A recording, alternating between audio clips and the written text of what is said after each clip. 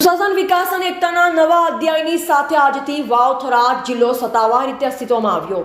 વિધાનસભાના અધ્યક્ષ શ્રી શંકરભાઈ ચૌધરી અને મંત્રી શ્રી બલવંતસિંહ રાજપૂતના હસ્તે થરાદ ખાતેથી કલેક્ટર કચેરીનો વિધિવત શુભારંભ કરાયો।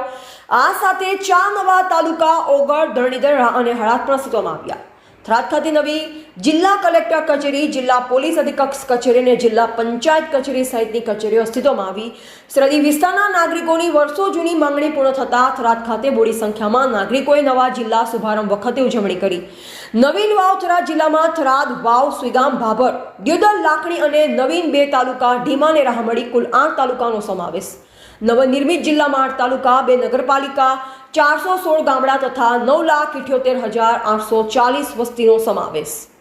બનાસકાંઠા જિલ્લામાં પાલનપુર, ડીસા, વડગામ, દાંતીવાડા, દાંતા, અમીરગઢ, ધાનેરા, કાંકરેજ સહિત નવીન 2 તાલુકા, ઓગળ અને હળાદ મળી કુલ 10 તાલુકાનો સમાવેશ। સરકારશ્રીએ વાવ-થરાદ જિલ્લા માટે જિલ્લા કલેક્ટર તરીકે શ્રી જે.એસ. પ્રજાપતિ, જિલ્લા વિકાસ અધિકારી શ્રી કાર્તિક જીવાણી અને જિલ્લા પોલીસ અધિક્ષક શ્રી ચિંતન જે તરૈયાની નિમણૂક કરી છે। અને ગાંધી જયંતિ બને છે।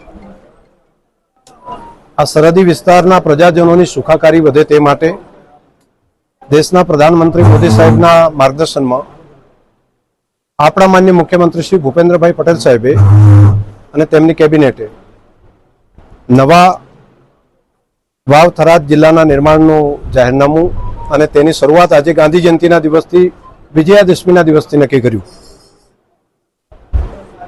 હું દેશના પ્રધાનમંત્રી મોદી સાહેબ અને માન્ય મુખ્યમંત્રી શ્રી બંનેનો હૃદયથી આ વિસ્તારના પ્રજાજનો વતી આભાર માનું છું।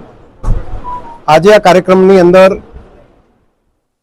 આ કાર્યાલય અને તમામ કચેરીઓ જિલ્લાની અને તાલુકાની, નવા તાલુકાની અંદર ઓગળ તાલુકો, ધરણીધર તાલુકો, હળાદ તાલુકો અને રા તાલુકો, તેની પણ કચેરીઓનું કામ આજથી જ ચાલુ થાય તે માટે માન્ય પ્રભારી મંત્રી માન્ય શ્રી બળવંતસિંહજી રાજપૂત તેઓ પ્રત્યક્ષ અહીં આવ્યા છે।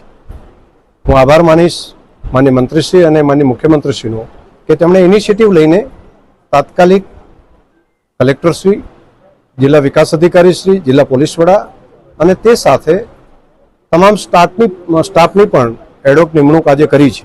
આજથી જ આ કચેરીઓની શરૂઆત થવા માટે પુનઃ આ વિસ્તારના પ્રજાજનો વતી, આ સરહદી વિસ્તારના ખમીરવંતા પ્રજાજનો વતી, તેમની અપેક્ષા અને આકાંક્ષાઓ વતી હું રાજ્યના મુખ્યમંત્રીશ્રીનો હૃદયથી ખૂબ ખૂબ આભાર માનું છું।